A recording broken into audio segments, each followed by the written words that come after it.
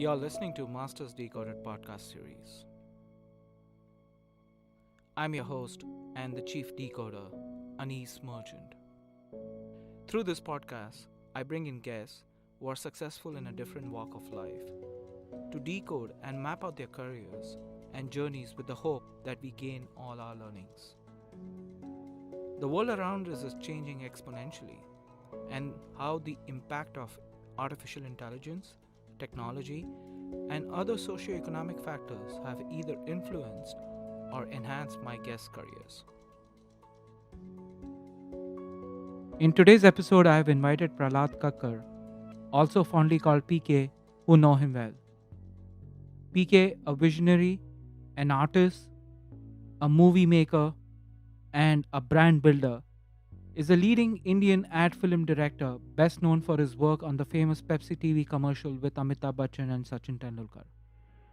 He is the founder and principal director of Genesis Film Productions, one of India's leading production houses, established in 1977. He is renowned for his candid and outspoken nature.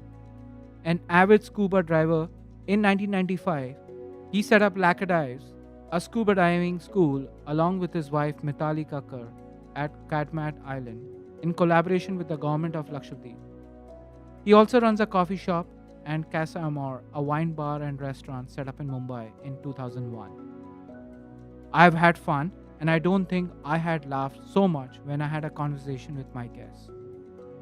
Before this discussion started, there were many other interesting conversations.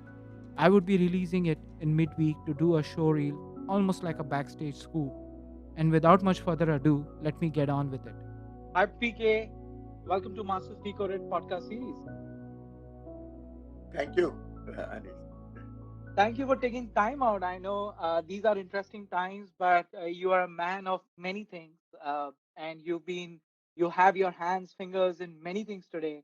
So thank you for taking time out today, and I'm really glad to have you on the show today. Not at all. My publisher is going to pursue because I'm supposed to be finishing my second chapter of my memoirs of my book of how I grew up. It's sounding more and more pornographic, and I'm wondering whether he's going to have a cardiac. And just before this, you kind of painted a picture of your advertisement Bombay, right? And that was very. Yeah. I'm sure your book is going to be fun, and I would definitely look forward to that memoir, right? So talking about memoir, right? You started in 1970s when TV was actually not there in India, right? Not there. Yes. Yeah. We actually invented the format for TV with Yeah. a series of films for what do you call paint a paint company. Yeah. And we had to try and sell colors and paints and all without in black and white. Yeah. And it was quite a challenge, and we actually managed. And those films are very dear to me because it's the first time Doordarshan accepted advertising on themselves because they were little, they didn't quite like it because advertising, has always been knocked around. It's the it's the idiot in the room. Yeah. So when you have nobody else to blame, you blame it on advertising. Ye sab sikha rahe hain, galat cheez hai. And when the cricket team loses, guess who they blame? Yeah, They blame ये ads कर रहे थे practice नहीं कर रहे थे. And you've done a lot of ads with the cricketers, so I know that's what you're talking about. Right? Yeah, exactly.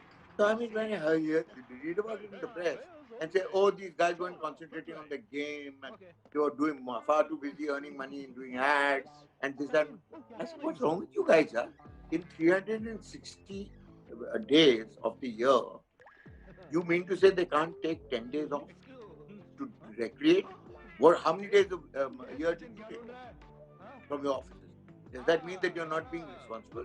That you're being irresponsible? As a matter of fact, if you don't take time out, then you're being irresponsible. Yes. Because you're going to burn out. Yeah. So 1970s to 2020 now, you've seen advertisement evolve like leaps and bounds. And we were just talking about this earlier. The advertisements which you've created, at least it lives in my heart still. There are many of them. And you spoke about that advertisement on paint, and I saw that ad, by the way, a couple of days Jensen back. Nicholson, yes. Yes, and it was Dalit Tahil in that, Correct. right? Absolutely. And it's all about his kids, and blue, it's a boy, A blue, pink and blue. Yes, yeah, correct, correct, right? correct, correct. And he gets a twin. Before we proceed, why not get a preview to the Jensen Paint ad? And I'm sure you'll be able to see the color through your ears. Such a lovely shade. So is pink. Let's have blue. No, okay. If it's a boy, blue. If it's a girl, pink. Okay. This way, madam. Congratulations. Pink or blue? I mean, is it a boy or a girl? Twins, a boy and a girl. Pink, blue, and 118 other shades. When I looked at that ad, it was black and white, like you said.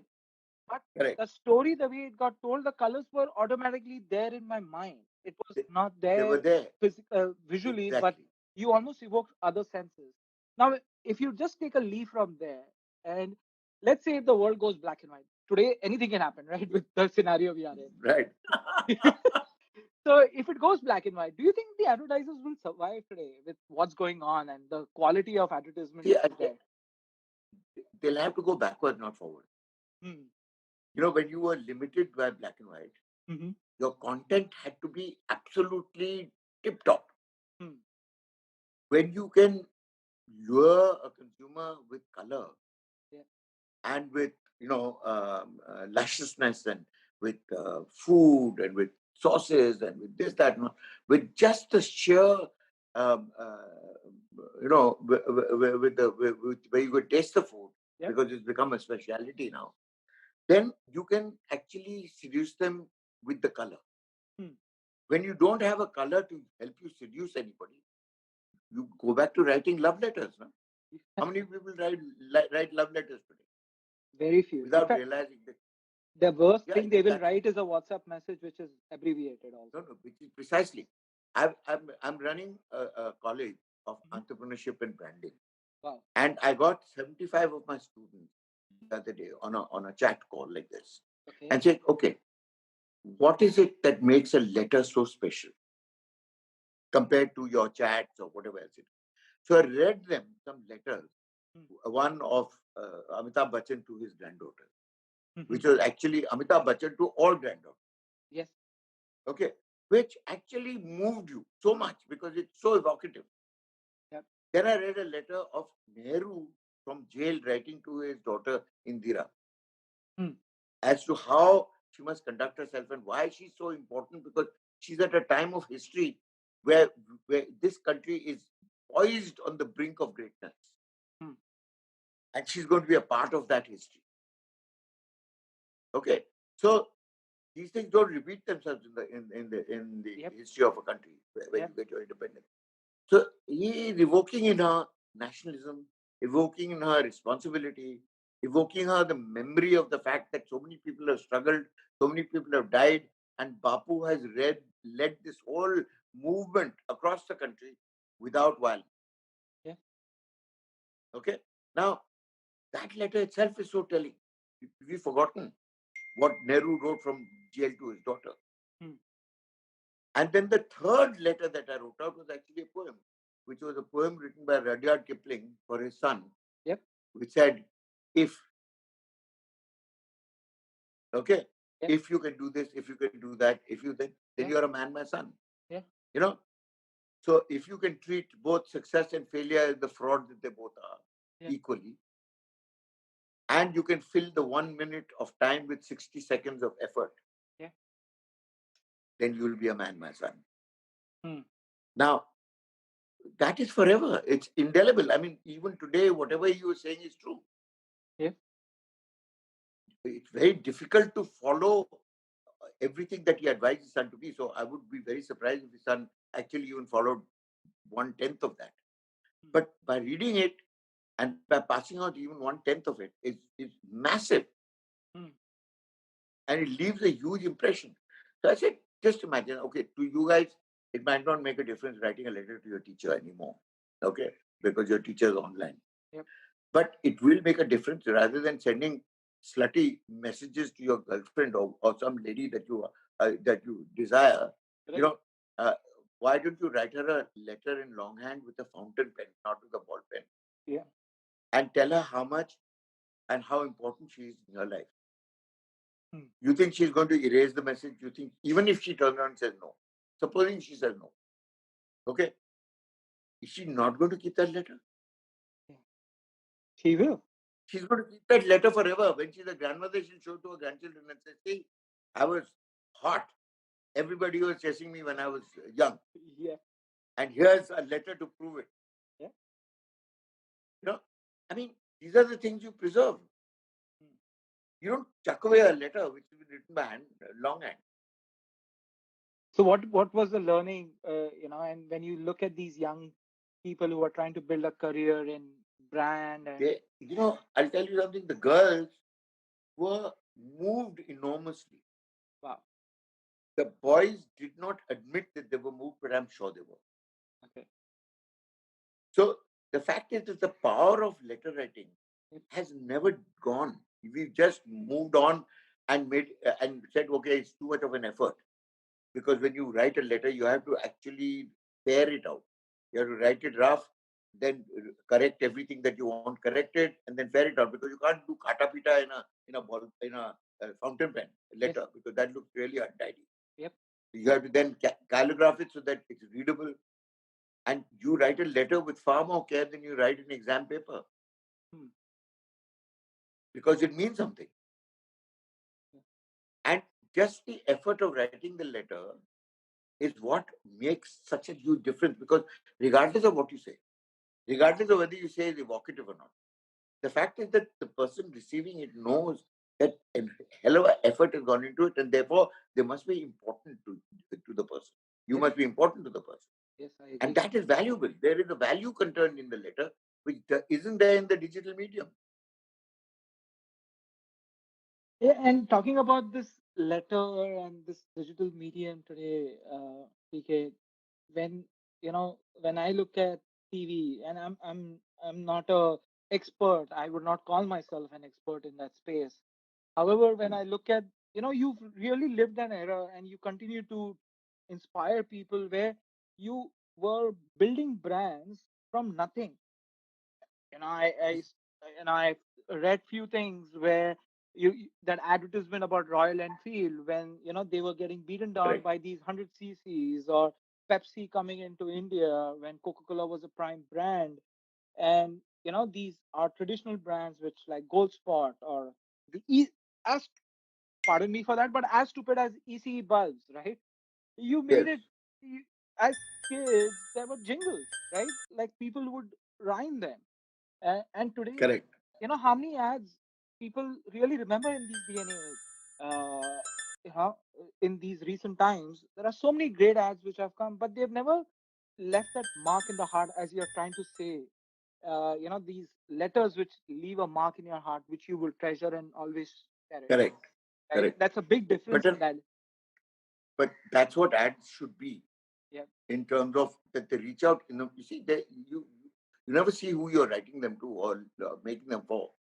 In the middle of the night, in the darkness of a room, a TV screen is flickering, and a man is sitting there all alone without his family and watching this TV screen, and suddenly your ad pops up, and his eyes well up with tears because he has remembered a significant incident in his life which is similar.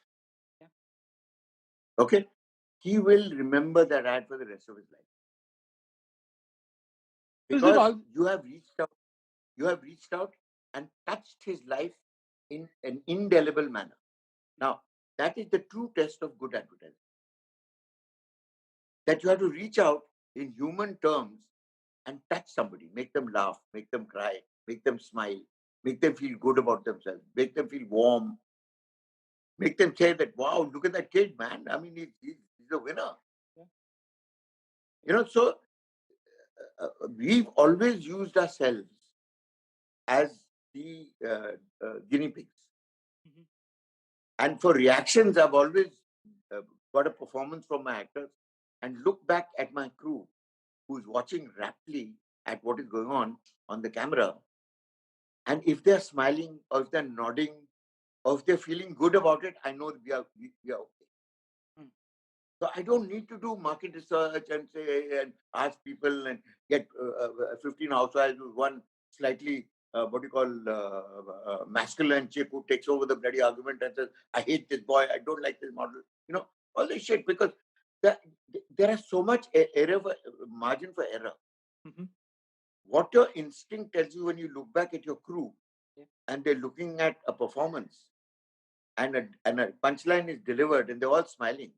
Yeah. And they've seen the rehearsal 15 times. It's not the first time that they're seeing it. Yeah. And they're still smiling. So then it's indelible. You know that you've got something on your hand which is valuable because you've just managed to get it right. Hmm. So when you walk onto a set with a script, I'll tell you the difference actually. The real difference from when we started making movies and when today's kids are making movies, the real difference is about ownership. Mm-hmm. Today it's become commerce. Today it's a way to earn a living. Yeah.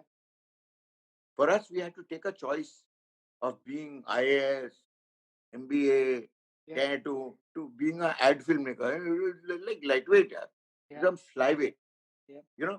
And because we wanted to do it with such passion, we fought our parents, we fought society, we fought our girlfriend's parents who said, why are you going out with such a loser? What does he do for a living? Yeah. I mean, kitni der tak karega? How long Yeah. will you do this for? Yeah. All that sort of shit, So the whole industry was nascent. And nobody knew which way we could actually turn it. But because nobody knew, we were among the people who actually knew a little bit more than everybody else. Hmm. Now, when you got ownership of a thing, I used to always look for that in my assistant. How many of them actually developed a sense of ownership? Because then I knew that they were okay. I taught them well. Hmm. Because ownership means that you fight for what you believe. Hmm. Ownership does not mean that you capitulate because the agency or the client says, I don't like it. Yeah. So you turn around and confront him. Say, why don't you like this? There were many times in our careers because I remember my first ad that I had to stand up for was in my first job interview with Jog Chatterjee in Delhi. I'd walked into his office totally cold. Okay. And I'd looked at the receptionist. She had the best pair of legs I've ever seen. Okay. And I said, wow, I want to work here. Okay. So I asked her, I said, what do you do? So she said, we are an advertising agency. I said, what does that mean? They said, oh, we design ads for the products, etc., etc. The first time I'd heard of such a profession. So you because did. it was a very minor. So you never It was knew a very about this? minor profession. Of course not. I was all set to become a banker. Wow. Okay, this is new. I never knew this. Okay. Yes, because if you look at what I did in college, I majored in economics, Yeah. which was actually a fraud because I put economics in front because it sounded better than military studies. Yeah. I studied military history as my major. Oh wow. And everybody said, "You're mad, yeah? What are you going to do with military history?" Sir, I know that what I'm talking about because I know military history backwards. I'm interested in it. I've studied the art of war. So then they said, "But tu kya karega?" And now I'm giving lectures to the same jokers about branding, about strategy, about long-term strategy, about tactics, about how to fight other brands, how to be a pirate brand, how to break rules, how to be a disruptor. Who do you think teaches you all that? It's only war that teaches you that. Huh? Yeah. That's a great Because analogy. Yeah. in a society which is fit and polished, the army is fit and polished. There's a clear chain of command. When I was joining the army, because my grandfather was in the army, my father was in the army, Yes, I was I in a read that. military school. We had General Chaudhary come in during my Founders Day, and we mucked up on his. He was a cavalryman, so we were trying to do tent pegging for him. Okay. And the bloody cups were kept right in front of the peg, so the horses started shying and running all over the place. So so we were really embarrassed. So he called us all and said, "Don't worry, guys, it happens all the time." Okay. And then he called to me and says, "You're the school captain." I said, "Yes, sir." He says, "Are you going to join the army?" I said, "Yes, sir." I said, "I want to join the 61st Cavalry."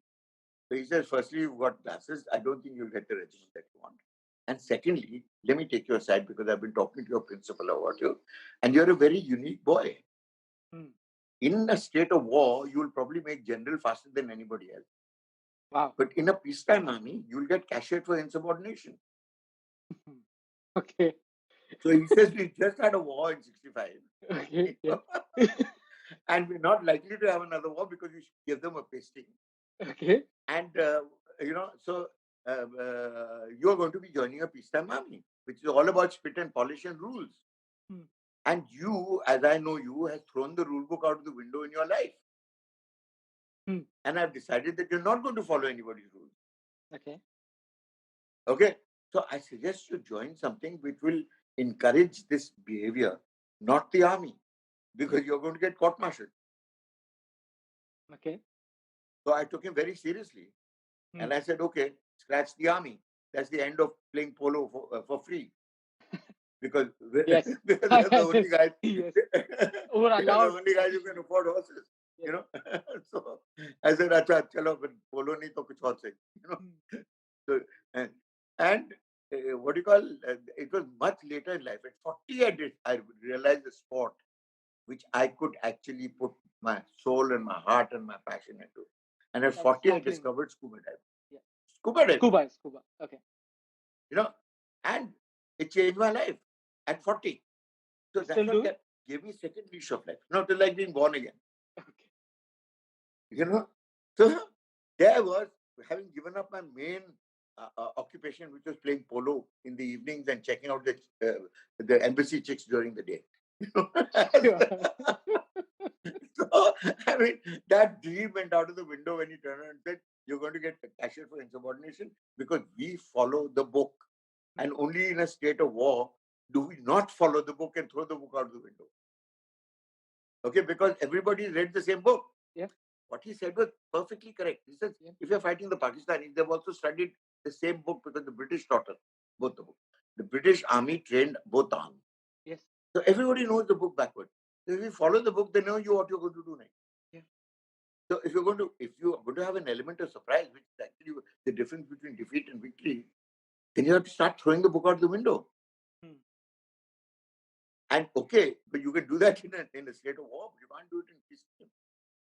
So he said, you better join a peacetime thing where you can disrupt and get away with it. So when I joined advertising, and I wrote to him and I said, "Sir, I joined advertising." He said, "Great. It's a new profession. Nobody is going to join it for a long time. You will have very little competition. And the fact that you're going to be mucking around, throwing the book out of the window, means that you're going to be setting the rules of engagement. And you'll be fine. And you'll get a medal. Or some award or something. Yeah. Something on that. So he was bang on, and he understood exactly where I was coming from in 2 hours. I mean, that's what called leadership. Yeah. In 2 hours of talking to me and watching me and talking about me to my principal, my teacher, he figured out that if I joined the army, I would get ruined. And that I should join a profession which was so stabilized that the rules were already set of engagement, that to join a profession which was relatively nascent and new, where I could rewrite the rules. Yeah. Okay. Now, what has happened from then to now is that the profession has become hardened, and they call it professionalism. See, they say we are now becoming professional. We have MBAs in advertising. We have this, that, and all this shit. And those are all paper rubbish. Yeah. What they've actually done is they've made it as standardized as banking and as boring. Yes. And can I say something in here? Like one big difference I'm seeing, and I work in a career where I do see advertisers, I do see advertisements. Yes. The big difference which you've been saying, something which I caught on to, is movie versus advertisement. You've been saying movie. Like when you started making movies, you've never said you made an ad, right? That's a big difference, right? No, I'll tell you what the difference was. Yeah. That we believed that if you told a story in 30 seconds, Yeah. people could take it away. Yeah. If you just showed them pretty pictures in 30 seconds, they would love it for the time that they saw it, and they would forget it half an hour after they watched it. And they would never remember the brand. Yeah. And the whole exercise to me, when I was taught advertising from scratch by Shyam Benegal, who was my mentor, He said brand, brand, brand. That is your story. If the brand is missing from your story is not flying because somebody is paying for you telling a story which makes no difference to anybody because there's no brand in it. Yep. So we grew up understanding that the brand is not an inanimate object. The brand is a person. Yeah. The brand is the hero. Yeah. The brand actually fights the bad guys and wins the lady and hands it over to the other hero. Yeah. And says, "Here, since I'm a brand and I can't do anything with the lady except be consumed, you can have her. Yeah. Since you're my 2IC." So you always read into our heads that Amitabh Bachchan, Amir Khan, Shah Rukh Khan are Akshay not the Chaudhary. heroes of your film. Yeah. The heroes of your film are Pepsis, are your brand, whatever else that you do with them. Because at the end of the day, they should turn around and say, it's not an Amir Khan film, it's a Pepsi film. Yeah. It's not an Amitabh Bachchan film, it's a Pepsi film. Yeah. Okay, and we managed to do that. Yeah, you did. We created a body of work where the heroes were important because they lent a certain degree of credibility and watchability. But they weren't the main thing in the film. The main thing was the brand. How did you And get these everything crazy? revolved around the brand. How did you get these crazy ideas? PK? Like, Well, you know, some of in the them are. beginning of my career, Uh-huh. in the beginning of my career, to be very honest, I was hooked onto something called Mad Magazine. I don't think you guys have ever No, seen I've it read because it. it went out of. No, I'm that old enough Okay. that I've read Mad Okay. Magazine. Now, I was hooked on Mad Magazine. 90% of all my scripts came from inspiration from Mad Magazine. Oh, wow. Okay. You know, so if you read Mad Magazine, you'll understand how whacked out it was, you know, and how they broke all the rules, Yes, they were. and how they looked at the same thing that everybody looks at in a dull and semantic manner in a completely different way. So, you know, there were stories like slightly squeamish stories, but they were really wicked stories. There were stories like one day. They used to say one day at this or that. Yeah. So there was this story of this little kitten hanging around on this tree. Okay. And everybody's under the tree and saying, "Oh, little kitten, come down, little kitten, poor little kitten." And then suddenly one fire engine arrives. Ding, ding, ding, ding, ding, screech. And this would put in all the sound effects like words. And then the ladder used to go up, swoosh. Yeah. And one young, good-looking fireman leapt up the ladder and climbed up with the kitten and brought it down very gently and left it on the road. Hmm. And then everybody said, "Oh, what a hero, my hero, my hero." And all, everybody forgot about it. And they started looking at the fireman. He got into his fire engine and he said, "Right, bye, guys." And the fire engine went ding, ding, ding, ding, ding. And the kitten ran across the road, squelch. Ouch.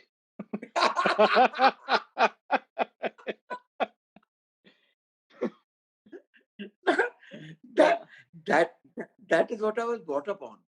So, you know, to me, nothing was tragic. Everything was funny. Even tragedy has a funny side to it. And I learned that very early. You know, so I learned in real life to laugh my way through everything and never take anything seriously. Okay. And it came up in my ads that they were genuinely funny ads because you looked at them from a completely different perspective. Yes. Like imagine, you know, Amir Khan getting rammed by a car because he's running for a Pepsi. Right? Like he really right. like But it's bad. he almost did that. Yeah. That was almost there because when he was running for the Pepsi and there was a traffic jam, the car came and screeched to halt in front of him. He leapt over the bonnet. Yeah. You know, literally. Yeah. And that was bad. And he had to. What? It was bad, and people didn't remember that screeching and he getting hit by the car. People always remember. But they remembered. But they remembered him sliding under the door. Yes, because the door was closing. You know. Yes. So everybody picks up different things at different times. Yeah. You know? But everybody picked up the fact that Aishwarya Rai arrived for 3 seconds in the film and just knocked everybody sideways. And she was not even Miss India at that time. You almost she was discovered nothing. Yeah.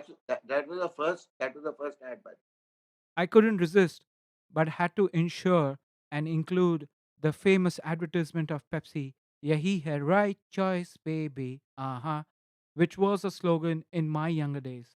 And I wanted to share it with my audience. So listen in. Hi, I'm your new neighbor.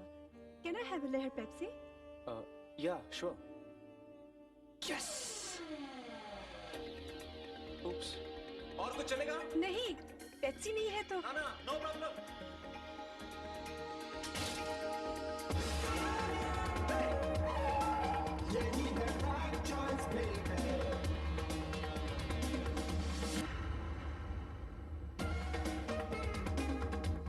You okay in there? ये लहर Pepsi. That must be Sanju. Sanju? Hi, I'm Sanjana. Got another Pepsi? Yes. So talking about Aishwarya Rai, and it's not just her, even Mahima in that ad, right? She was Yeah. probably very new at that It was, time. it was the first ad. It Yes. was everybody's first ad, including Ahmed. Yes. He had never done an ad before. So you've discovered people like the story I know about Aishwarya Rai, how she was an architect who came for an interview in your office. Correct me if I'm wrong. No, she came for an audition in Kailash Surendranath's office. Okay. To audition for the Little film because they found that the Little model was getting a little old and little droopy in the what's-its, and so they needed to change her to a young one. Okay. You know, the Little, if you notice, for 25 years they never changed the script. Yep. Only kept changing the model because she kept getting old. Yeah. Yes, they did. Yes. And it survived actually for 25 years, right? No. See, Levers had a policy. Yeah. And they said, if you don't understand it, and if it's working, don't touch it. And they did that with two brands. They did that with Little, and they did that with what you call Lalita Ji. The Lalita They Ji. couldn't understand why women loved Lalita Ji and why men hated her. You know, because she waved their finger at everybody and lectured everybody and said, some samajhdari nahi, kharidari hai, and all that sort of thing. And men, you know, hate women wagging their finger at them.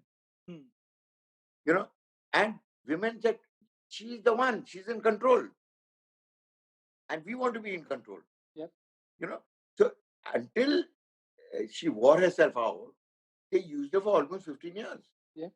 Like they used Little for 25 years. You know, I'll tell you a story about Little. This is digressing, but it's very No, please. These stories are amazing. They found that Little wasn't selling in cities anymore. It was selling like hotcakes in small towns and in B and C class towns. But in the big cities where it had really taken off as a tremendous young brand with bikini, waterfall, tattoo, nobody else had attempted that. Yeah. It had plateaued and I was dropping in sales. This was 25 years later. Yeah. Okay. So they were pulling their heads out and saying now what to do. And they tried out all sorts of things. It didn't work for them. And then some idiot looked up a research which was done on the sexual habits of middle class families and joint families. Okay. And what it said was quite scary. What it said was that women who sleep in a room full of people and are newly married, what do they do for sex? Okay. They can't sneak out into the lawn or there's no lawn. And the 5 people already in the room. Yeah. So that is why they wear a sari. Wow. Because the sari can be thrown over the head. Okay. And then they keep their hand in their mouth so they don't make too much noise. And they're at it. Okay. Now the fact is that everybody in the room knows they're at it. Because you can't be that noiseless. Yes. Okay. But nobody lets on. That's the beauty of a joint family. Yes. That the privacy exists in your mind, not in fact. Okay. Now, if you don't have privacy during your sexual habit, when do you have privacy in your whole life? Yeah. When do you have privacy? It's only in the bathroom. That's the question. It's a bathroom only. Correct. Yes. Correct. Having a bath. Yeah. Okay. And what do you dream of when you have your privacy?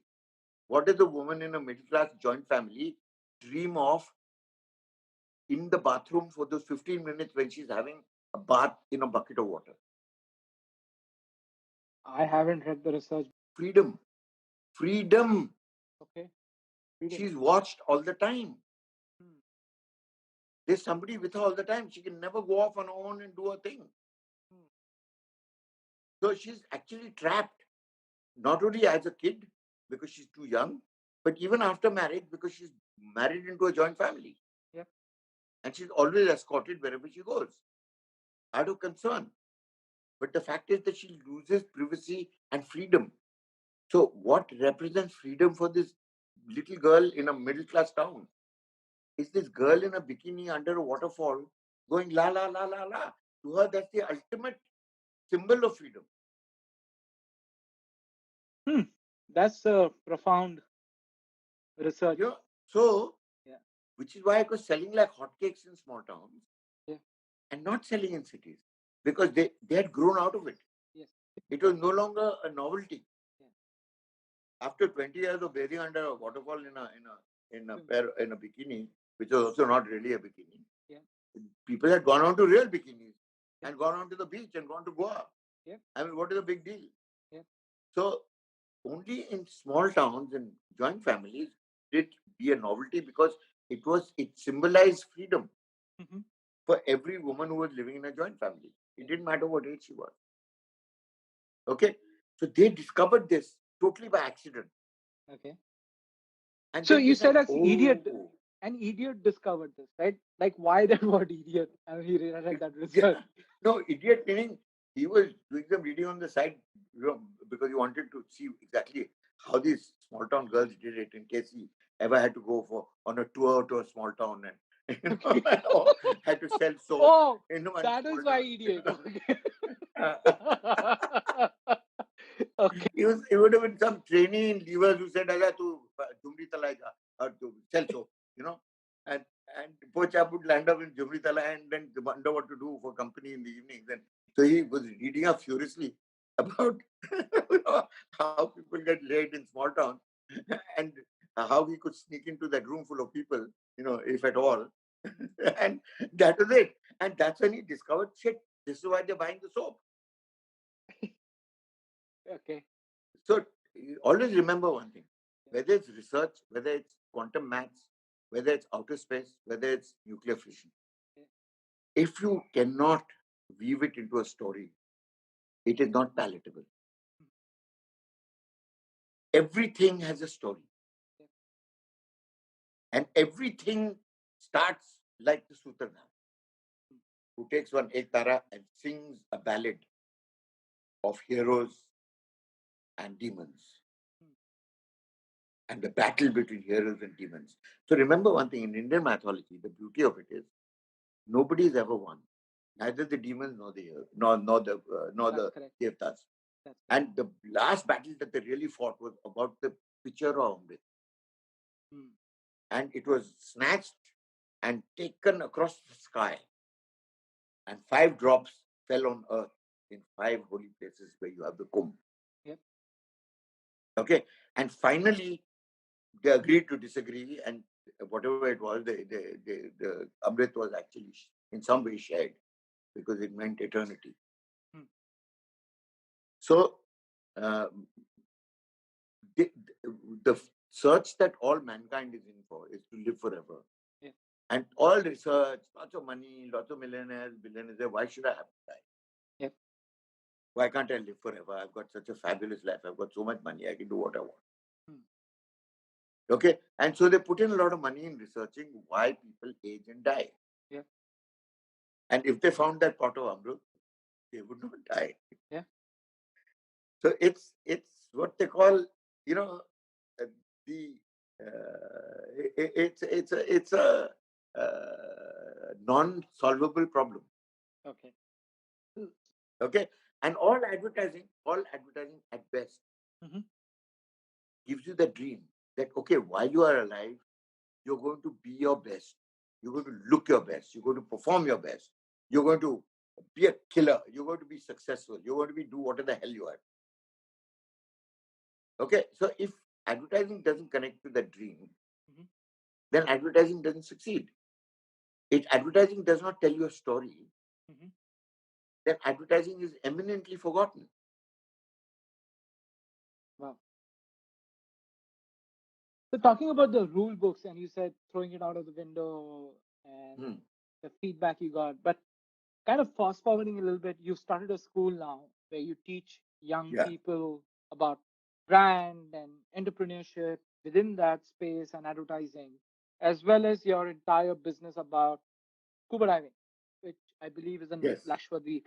But those are very rule oriented. So how do you fit in that? No, they're not. No, they're Not not. at school. No. Not at school. Okay. You should come and attend a class and you'll understand what it is.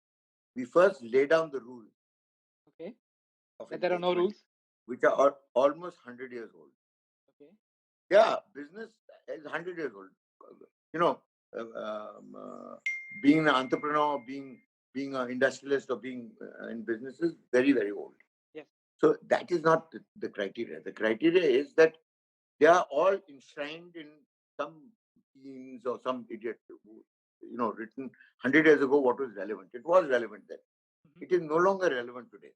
Yeah. Okay, but the kids are still bloody well mugging it up and studying because that's what they get in the exam. Guess what we give them in the exam? So now you spent your whole term studying the rule book. Your Okay. exam is going to be how to rewrite it and break all the rules. That is Wow. your exam. And you can carry anything you want in it, including your grandmother.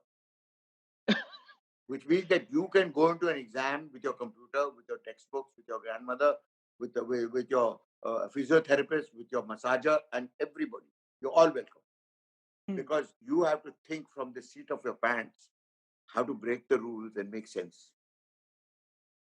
And there's only one law which is never broken, and that remains enshrined. And it says to break the rules, you have to know the rules. Yeah. So when they break the rules with logic Hmm. and with sense, then I don't have to worry about them knowing the rules. I know they know the rules. Yeah. And what I promised them is that if you break the rules and if it makes sense to me, I will teach that in the next year. Wow. So it's experiential learning every year is completely Every new. year, yes. Every year, everything changes. Nothing is the way you look at it. Look at what technology has done to not just education, but also to the way we conduct business. Today, if you're not familiar with the technology, you're dead as a dinosaur. Yep. Whether it's in filmmaking, whether it's in business, whether it's in digital media, whether it's approaching youngsters. What do you think Modi did? Yep. He realized that young people between the ages of 19 and 25, which is the majority of this country, Yeah. never vote Mhm. because they feel that they don't make a difference because they are educated and they're talking about not about communalism, casteism, and tu kaun hai or main kaun hu. Yeah. They're talking about mera kya hoga kal, yeah. Yeah. Their only question to the politicians is, What mera about me? kya hoga kal, yeah, mujhe naukri milegi ki nahi? Yeah. Or should I dream about running away to America and that's only going to remain a stillborn dream now that Trump is there, he's got cut off all their wings. Yes. So, other than swimming across the Rio Grande and then tunneling under the wall, Yeah. that's all you can do, Yeah. That's the only thing you are left. Yeah. And the funny part of it is nobody's realized this, but Mexico realized this much earlier than anybody else did.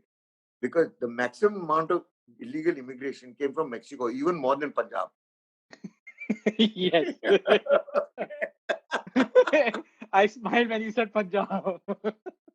You see, so the fact is that they made illegal immigration into an art form. Yeah. And then if their visas were easy to get to go to Mexico, then everybody in the whole world would arrive in Mexico and try and bloody tunnel across to America. Right? So they said, nahi, bhaiya, we don't want the whole world coming here. We only want our Mexicans to go to America and earn a living. So visa, what do you call it, getting a visa to Mexico is the most difficult visa in the world. Do you know that? Yes, I know that. It takes 18 months, 12 to 18 months, and the kind of documentation. God, you know, they shine a torch up your ass to see whether you're clean because it has to then come out of your mouth. Yes. Yes. And probably if they find something, you're done, right? Yeah. Like you You're may get a done. US visa, but never a Mexican visa, right? Never, yeah, exactly. So, the thing is that everybody in this country, every student in this country dreams of migrating or running away or becoming an illegal kabutar, as they call them. They call them Yes. kabutar. Yep. You know, to Europe or to America. Okay, that's a babu. Yep. Now, 99.9% of them are not going to be able to. Yep. So, Modi found out that they never watch the TV, they never watch the news, they don't believe in anything, they only watch the internet. They only watch what each other says to them, and somebody tells them the truth, and they figure out the truth somewhere, the political truth. Okay, nothing is there are no sides there. Yep. So he decided to great crash the party, and he got a crew together, which was single-mindedly to work on digital media to try and engage with the people who are 19 to 25 years of age. Yep. And he said that if the country goes down the tube, so will you. So if you don't vote, the country is going to go down the tube.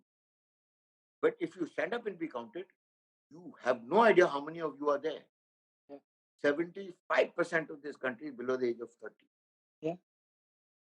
And so now is your time, because you can choose the government you want. Yeah. And you therefore your future. Yeah. Okay. He made this argument to them. I know, because I did some of those films. Oh wow. Okay. And he said that I know that your primary priority is always going to be to run away to America or to Europe. Yeah. But I will give you a second option. You can stay in India, because there are a lot of people who are willing to come back from there and come back to work in India. There's a reverse, what do you call, migration app. Yes, it is. Okay. So he said, look at that. So you have hope, guys. But as long as you make me Prime Minister, I will keep your hope alive. Yep. Okay. Nobody factored in COVID. Anyway. Yep. The fact was, That's a different thing. Yes. so he was very successful. So what happened was that whereas the vote bank, when you had votes, nobody actually goes to vote except the poor in this country, because they realize that to them it makes a difference who's coming into power. So it used to be 54% to maximum 60%. Yeah. And suddenly it went up by some 20%. Yes, it was almost close to 80s. If I'm 76. Yeah. 76% of the population registered actually voted in 2014. And he came in a landslide, because who voted? It was the kids who had never voted in their lives before. So he was very successful in engaging with them. Yeah. So a lot of product stories actually took from that and said, bloody hell, if we can engage with them, what is wrong with us? Agreed. The problem, what is wrong with them was that, I'll tell you what the problem is with us today. He said, we traditionally have given so much weightage to age. Saying that बुजुर्ग है तो wise होगा. Yeah. I agree. अरे wise है, मार खा खा के तो wise हुआ ना. Yeah. I agree. But there's another animal on the block today who's so dexterous because we've been born with a bloody cell phone or a computer. They're the 25, 24, 25-year-olds. Yep. And they are far more familiar with the technology which you are struggling with. Agreed. As a 45 plus. Agreed.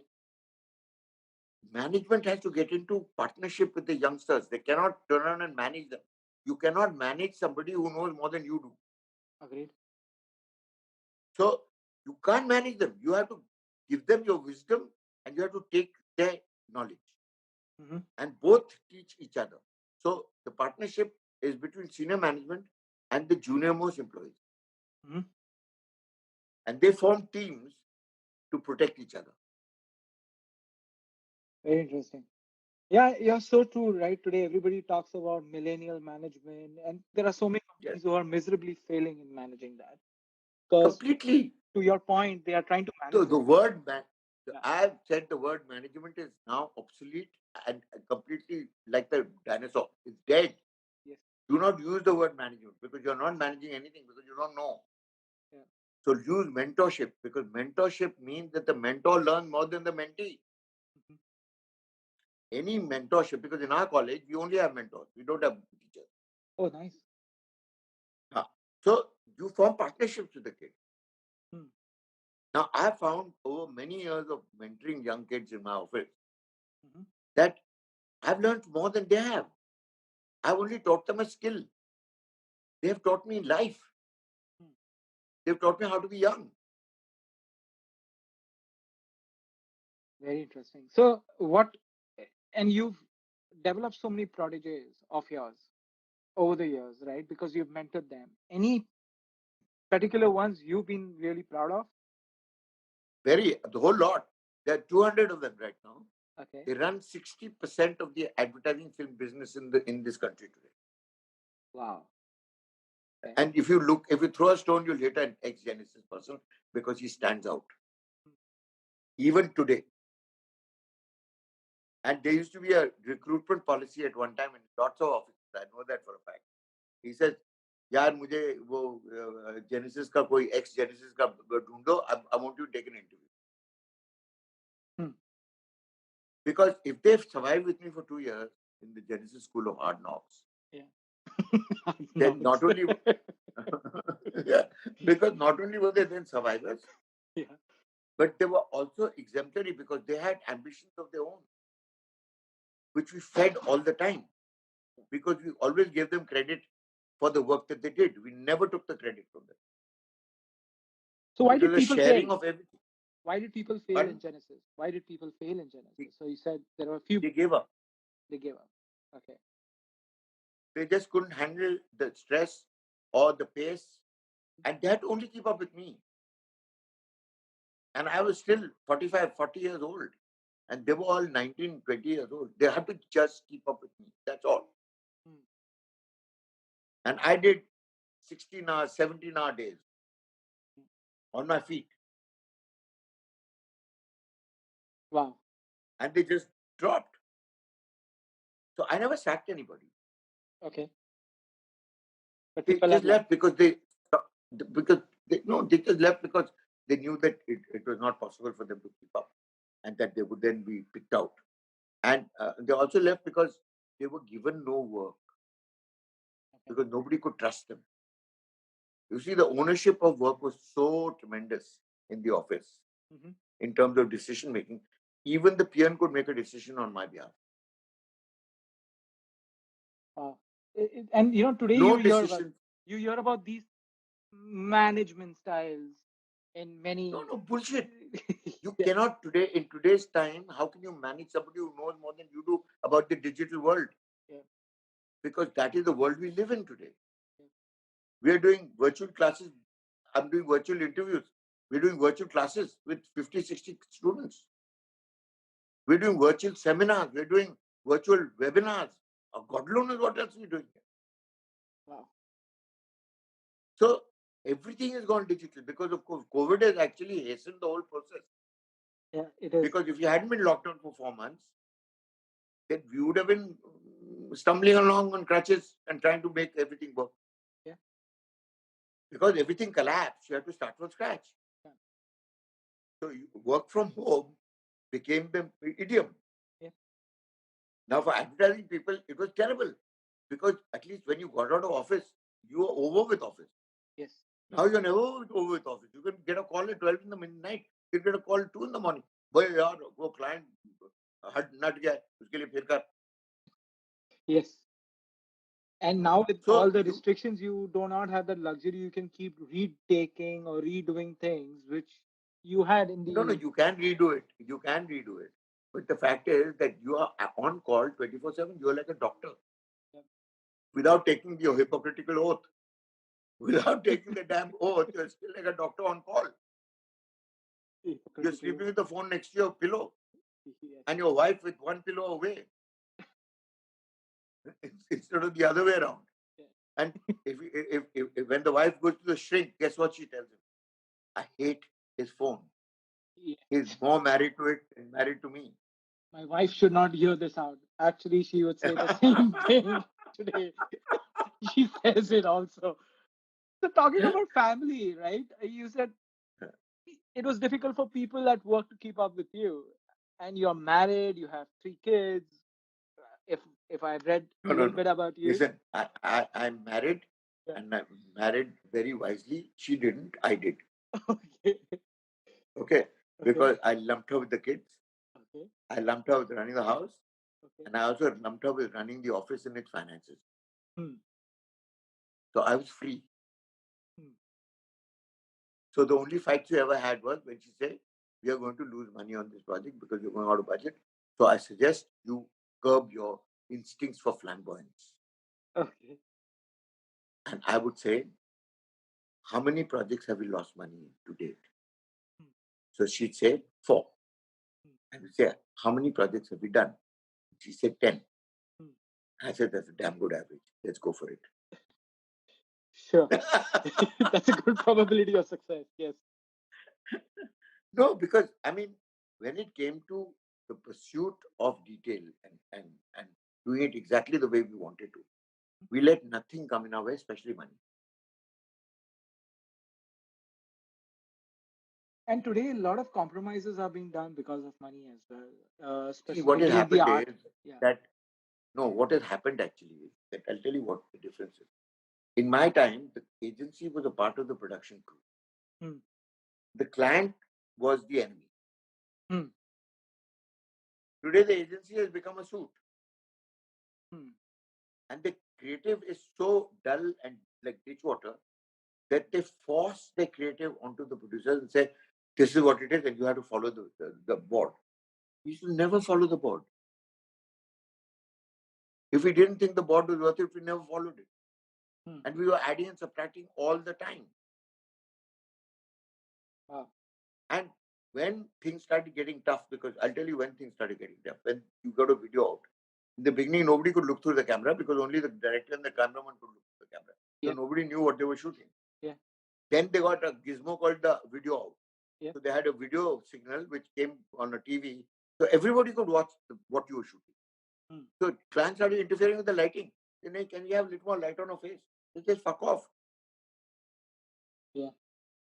I mean, sit there as a suit. We're giving you a monitor. We're giving you beer. We're giving you food. Now just shut the fuck up. Yep. And when they said you have to follow the board, we said fine. Hmm. So we wrapped up the board like really quickly. One take. Hmm. Chalo, storyboard nikalo. Agency ka storyboard nikalo. Take 1. Right. Good. Very good. Next. Take 2. Fine. Very good. Wow. Clapping and all that. Hmm. We just finished the damn film, which was boarded in half the day. Hmm. And we had actually aimed for 2-day shoot. Wow.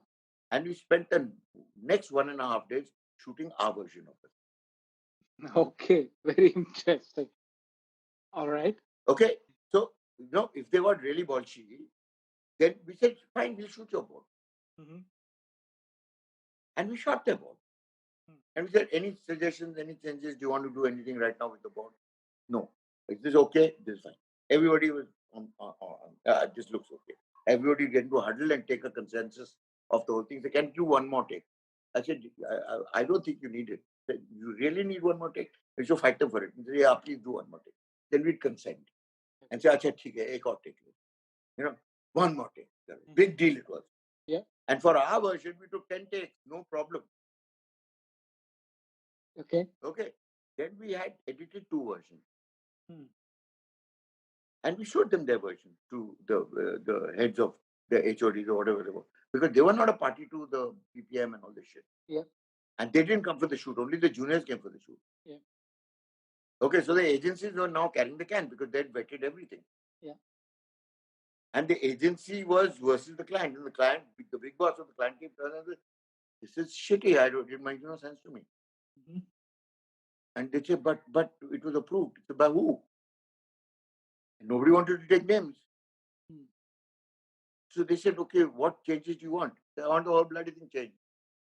I don't think there's anything salvable in this film because it's shit, it's boring, it's pedantic, it's predictable. Hmm. Okay, so we turn and say, okay, we've got another version, which is nothing official about it, like the Pepsi film, and said, do you want to see it? And nobody objected because this film was shot down anyway. Yeah. So he saw it, he said, that's more like it. Why do we have to film like that? We said, we did. It's just that you have to pay a little extra for it because we did it at our own cost. Hmm. I said, extra? Why? You did it on my shoot. I said, yes. But this is what you asked for. This is what everybody approved. And this is what I gave you all. This is what I did out of the goodness of my own heart. I'm not asking you the full cost of the film. I'm asking you for a quarter of it. Hmm. So you'll have to cover me for my creative charges. You have to cover me for the extra effort that we took. And you'll have to cover me for the 1 day's extra shoot that we did. That's all. So your entire crew knew that you're going to do 2 shoots, but to the agency. But they always knew. They Okay. always knew. Okay. They always knew, and even the agencies knew by that time. Okay. That yaar, ye to film, ye script change karne wala hai, shoot pe. Because I used to never argue with them at PPM. I used to sit through a 4-hour PPM, fast asleep with my eyes wide open. It's an art. I would love to learn how do you do that. I'm telling you, it's an art. You know, Ronnie Screwvala only named his book that. I'd like to see him do it. Okay. You know, so it's an art. Believe me, you keep nodding your head about whatever they say. Wow, wow, and then the PPM finishes without a hiccup. Everybody is happy. Everybody gives them the models. They select the model. Everybody, that all we leave them. This is what I recommend. This is what you can. These are choices you have. And for Aishwarya Rai, but believe me, we gave them no choice. Okay. I did her video test. I took it to Delhi. I flew to Delhi to get her approved because she was very important. She's the punchline of the film. Yes, she was. So they all sat down. Everybody came on a Saturday to office, especially to see the new Pepsi model who was going to close the film, and everything. And they saw her and they all said, nice. Now, what else do we have? I said, we don't have anything else. So what does that mean? You're not going to give us a choice? I said, listen to what I'm saying very carefully and take it home and understand it. They don't make them into. Wow. You're so rapt about her, right? She went on to become the Miss World. No, I knew it. Yep. I said, we'll just be wasting time and wasting money looking for somebody who even comes close to her.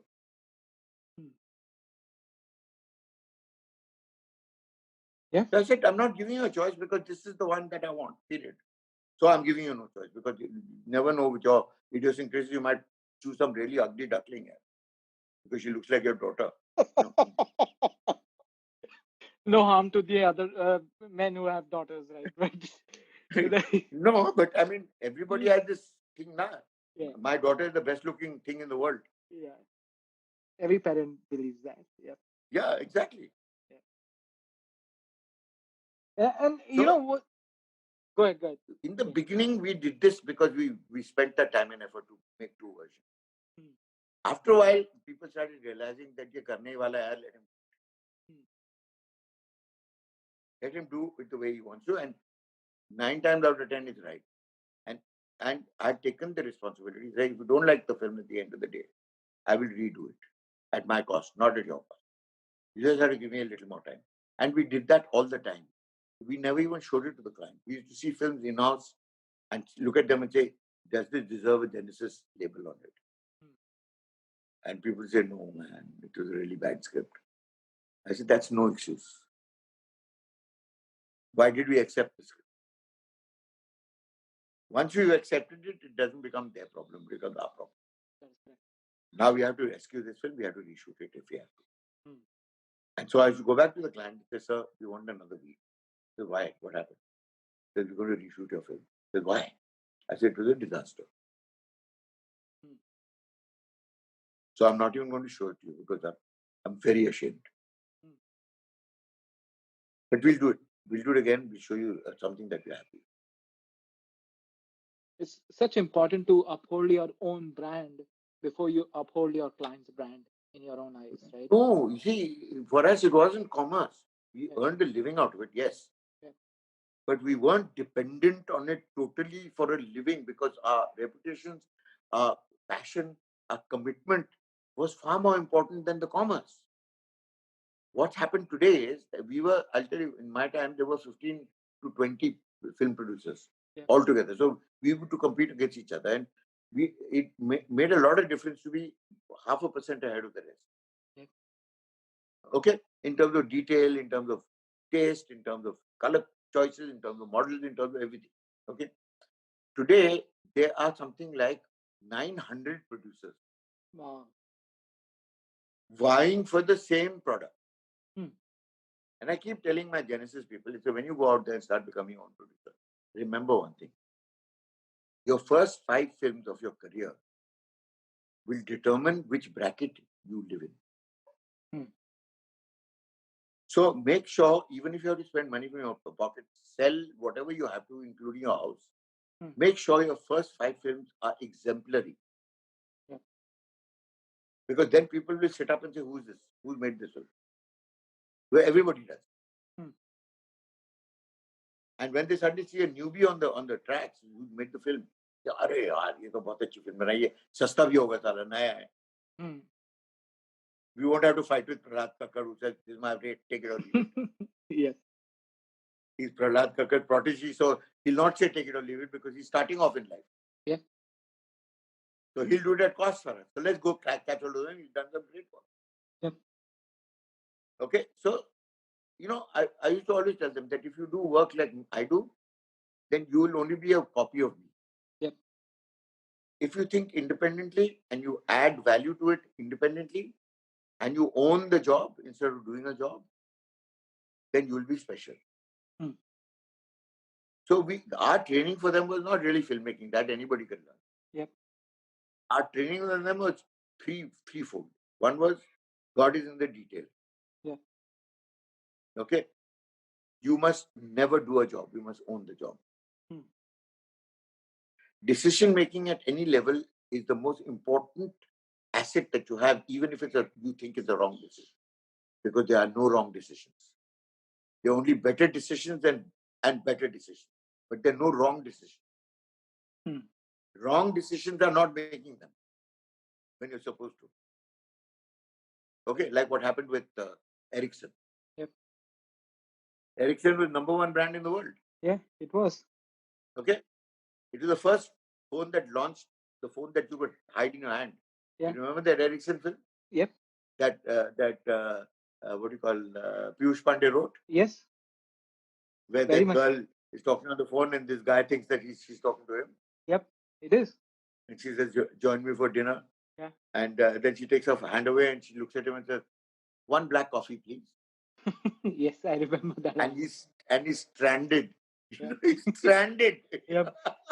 Yes, it is. So, there was a huge insight in that. Anyway, Yeah. so what happened to Ericsson? The younger people in the company who were being managed Mhm. were saying, go analog. I mean, don't go analog, go Android. Yep. Go Android now. Yep. And they said, no, we are #1 in the world. We'll go when we are ready. Yeah? Yeah. Why would you want to hurry it? We've got lots of time. Yeah. And what happened to them? They died. They never made the decision. Yeah. They died. Yeah. So there's a huge, lesson in that. What happened to Kodak? Same thing. They are still suffering. They didn't right? go digital. Yeah. Yeah. I mean, look at these companies. They were earth-shaking companies. They were billion-dollar companies. They weren't some chiller-miller thing. And they just crashed and died. And hearing you out, PK, it's so interesting that you're so well connected right now, even in this DNA age. Why did the industry give you a lifetime achievement award in 2003? Like, what was? They wanted to get rid of me because I was foul-mouthed. Then I'd called somebody an asshole. If I thought he was an asshole, it didn't matter who he was. And there's still clients who have become chairmen of their companies who have written in their brief to the agencies, if Prahlad Kakkar is on my set, I will take the film away. So they're all wondering what happened. When I was a trainee and I came on his set and I wanted to look through the camera, he called me an asshole in front of everybody. So he's carried that. He's nursed it and carried the grudge into his becoming a chairman. And he's never grown out of it. I mean, just look at, I'm calling him an asshole. I was so right. Because he was an asshole then, he's an asshole now. Yeah, because when I was reading about it, it was like 2003, and in 1998 or 1990s, you started your and you become a master then. You were young Yeah. enough to get a lifetime achievement award. It just doesn't add up. I was like, I need to See, ask that's you what this. you have you ever asked anybody for my acceptance speech? No, I haven't. It was hilarious. Firstly, I'd written it on a roll of toilet paper. Okay. Okay. And I went on to the podium and I said, normally you give this award to people who are 1 foot in the grave or already buried. Okay. The lifetime achievement award mostly given posthumously. Yeah. So why the fuck are you giving it to me? I'm still in the saddle. Yeah. So anyway, I said, thank you for this, thank you for that. And then that bloody toilet paper roll fell down from the podium and rolled across into the audience. And I ended my speech as saying, shit, there goes my speech. And then I said, okay, in case you are thinking that I'm going to retire to the hills, in case you're thinking that you'll see no more of me, in case you're thinking that you will not hear my raucous laughter at your stupidities, in case you're thinking that I'm not going to call you names, fuck off. I'm still in the saddle and I'm going to die in the saddle. So you can do what you want, but you need a crowbar to prize me out.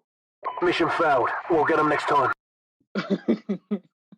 And God give you more health on that point. I think I still getting. So, are you doing any ads right now, or is your Off team and still? on. Some of my old clients wake up and persuade me to come and do something. I say, okay, fine. I'm no interference. Great. And how's the scuba classes? And you still teach people? You still We, go through? we, Go for it? of course. I mean, that's my, what do you call it? That's what keeps me alive. Wow. Meaning, I'm a And we big. moved the scuba class we moved the scuba school from, what do you call, Lakshadweep to the Andamans. Nice. And we've also built a resort around it so that you can also now put up people. That's one of my bucket lists. I want to become a master because I'm a big water baby, as my everybody at home and everybody tells me I'm a Then big what the water hell are baby. you doing? As soon as this COVID, what do you call, lockdown is lifted, gather your chuds, your swimming trunks, Yeah, take a toothbrush, you can borrow the toothpaste and 2 t-shirts. That's all you need. definitely. It's called traveling light Yes. and a pair of flip flops. Yep. Because scuba is such especially if you throw me in water to swim, I can stay in that water for an entire day. Meaning that's how Yeah, but water baby. that's what you evolved out of, man. Yes. All life evolved out of the ocean, Yes. and we still have memories of that. Yep. Innately. The body still remembers living in the ocean underwater. Definitely. I was reading a meme. If it wasn't a fish, they actually have the fish name. If it Huh. wasn't that fish which came out of the water, decided to come out of the water, the world would have been a beautiful place. It's so true. Exactly. Was so true. Yeah. Meaning I would have loved to be a So true. mermaid than to be a human being walking the land right now. A merman. A merman. Yes.